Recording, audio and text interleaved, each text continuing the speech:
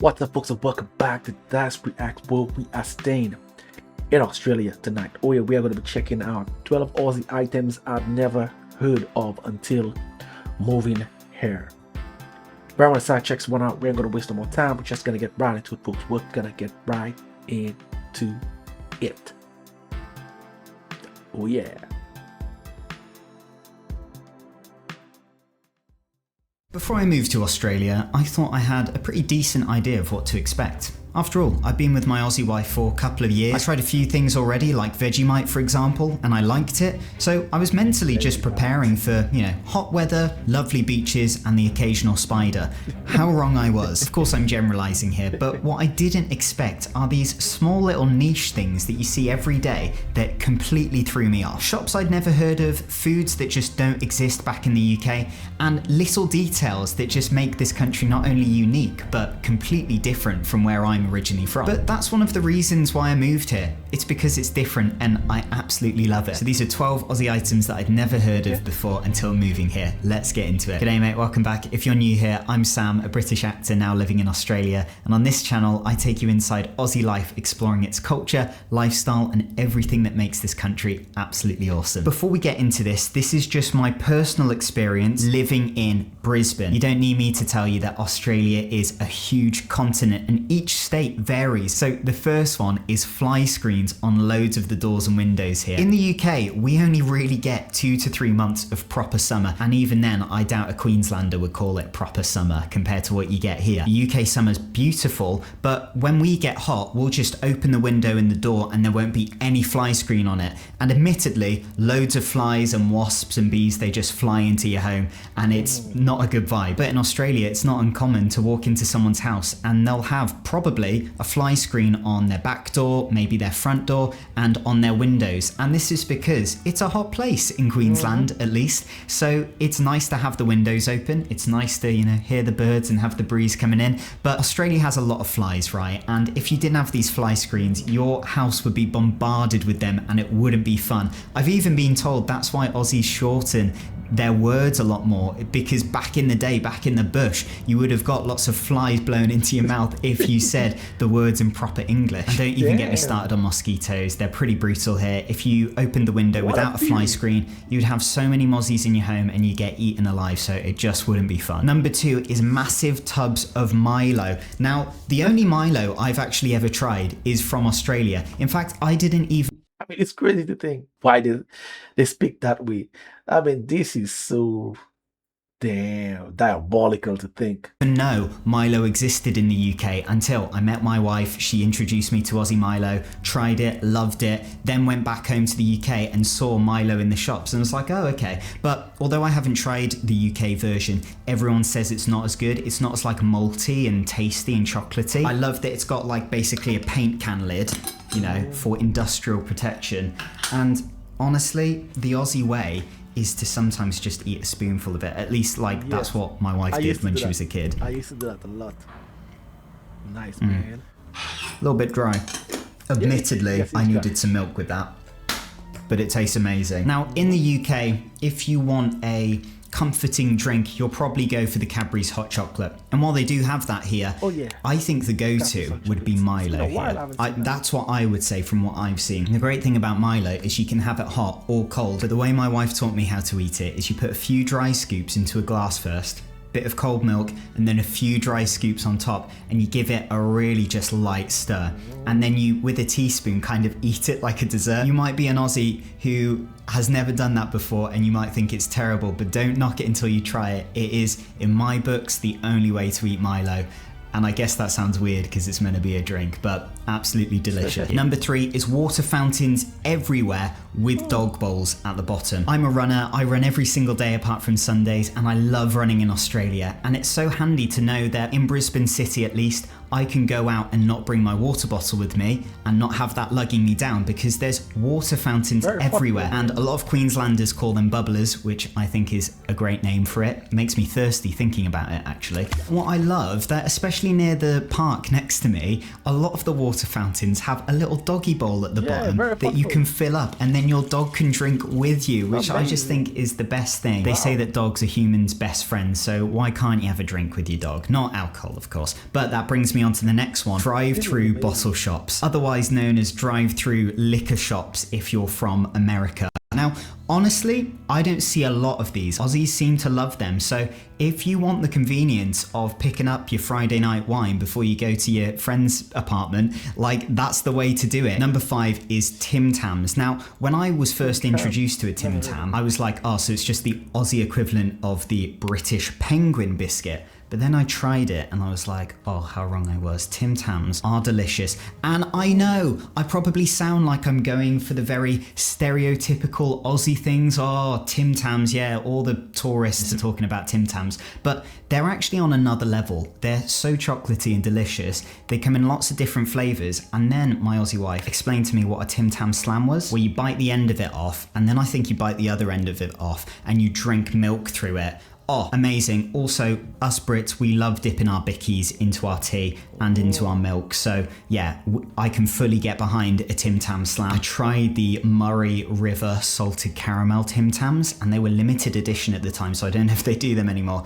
And they were unreal. Number 6 is a Bunnings sausage sizzle. Now, Bunnings is the famous hardware store here in Australia. Often for charity, there'll be a charity group outside of the Bunnings selling snags in bread. I got roasted in my last video for saying a snag is typically put in bread. A snag is Aussie word for a sausage, and a sausage sizzle, you'll have your snags on the barbecue. The charity will cook them up for you, you pay them a few dollars, and they'll pop it in a singular white slice of bread for you, and you can put some sauces on them and some onions. Personally, haven't found a sausage sizzle that does a veggie option, but if anyone finds one in Queensland, let me know, I'll be there tomorrow. And once you've had your sausage sizzle, you can go into Bunnings, or you could do a bit of shopping in Bunnings, and then you could go get your sausage sizzle. Number 7 is fairy bread. Fairy bread looks like a 6-year-old's creation, but don't knock it until you try it. It's white bread with either butter or margarine, correct me if I'm wrong, and then you put, as I've been told by the Aussies here, the cheapest hundreds and thousands sprinkles that you can find in the supermarket. We also call them hundreds and thousands back in the UK, basically sugary little tiny pieces. You sprinkle that onto the buttered bread. What did I think when I tried it? It tastes like white bread with some margarine and some sprinkles on it. Yeah, it's nice. I mean, I wouldn't write home about it, just being honest, but Aussies swear by it, and it's the go-to party snack. So if you go to an Aussie party, you'll see lots of triangle sliced pieces of fairy bread, I hope, because in my opinion the only way to slice bread is triangle, not squares. Yeah, it's just a great snack. Number 8 is public barbecues that actually work. This is awesome. Now, I don't want to be that Brit and stereotypes Aussies and say they love a barbecue, but it's just really nice to see when you go to a public park, there'll be these really big metal barbecues that you can actually use and cook your food on, and they're completely free to use. So if you get a group of mates together, if you're having a birthday party, or you just want to hang out with your family, you can go to one of these, and as long as they're not already taken up by someone else, you can cook your food on this public free barbecue. And I think that's just a nice touch, because that would never happen in the UK.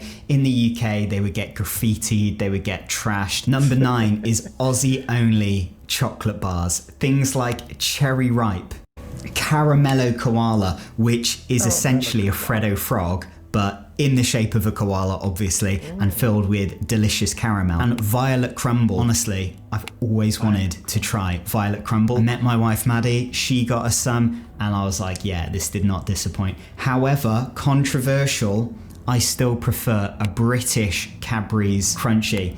And the reason being is I find the Cadbury's UK chocolate just to be a bit more creamier, and it's what I grew up with at the end of the day, and I just prefer the honeycomb in it. But Caramello Koala is great. I've only tried Cherry Ripe once and don't really remember what it was like, honestly. Number 10 is beautiful smelling air. I found particularly in the springtime, as you would expect, the air smells amazing. I love going outdoors here in Australia because in Queensland the weather is almost always good unless we're getting Cyclone Alfred. Whenever I go back to the UK, I really miss the smell of the air in Australia when I'm out running in the UK and it's freezing. And hey, the UK also smells awesome. I would say mainly if you're in the countryside, which is where I'm from the Cotswolds, the smell of the grass and the trees and even the cows, which sounds weird, to me smells great, but Australia just feels more tropical and exotic to me.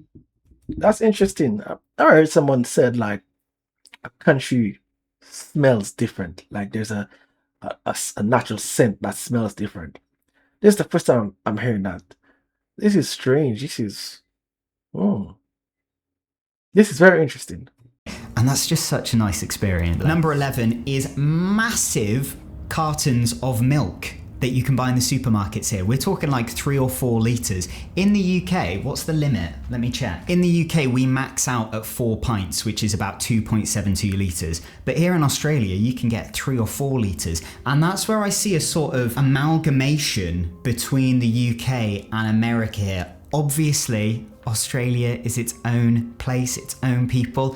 I get that. But I still see a mixture of British and American things here. And I think that massive cartons of milk feel very American to me. In the UK, our portion sizes are quite small. And our container sizes of foods and drinks that you buy in the UK are also relatively small as well. But here in the supermarkets, it's great because you can buy massive ones, which as a British person is quite exciting. Number 12 are the beeping pedestrian crossings. Now, I completely get why they do this. It helps people who are visually impaired know how much time they have to cross the road. But even without any impairments, it's helpful hearing the sound, knowing how much time you've got to cross the road. Now, admittedly, when I first heard this, I was sort of like, what is that sound? Is that a bird or something? But yeah, you realise it's the crossings, and it's a good reminder that you need to hear that sound and not jaywalk, because they will fine you if you jaywalk here. Back in the UK, you can jaywalk as much as you like, even if it's ridiculously dangerous. No one bats an eyelid.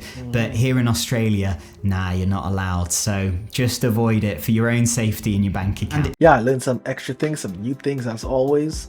Yes, he does good videos as well. And I've said that in some other videos. Australia is very concerned about the citizens. The jaywalking aspect, it's very good that they have a beeping pedestrian crossing. This is the first time I'm hearing that. Who comes up with those things over there, man? They need to give them a raise, because it's very, very thoughtful. It keeps people safe, even if you're not impaired. But just the whole thought of it just makes you feel welcoming and puts faith in the government. That's what you want the people to be, to feel safe. If you're the government, they have faith in them, and it shows that they really care about their people. And what surprised me there, when he's running and there are the fountains, they even have the a compartment that's down for the pets, the dogs. I mean, come on, I've never heard that. Guys, I've never heard that.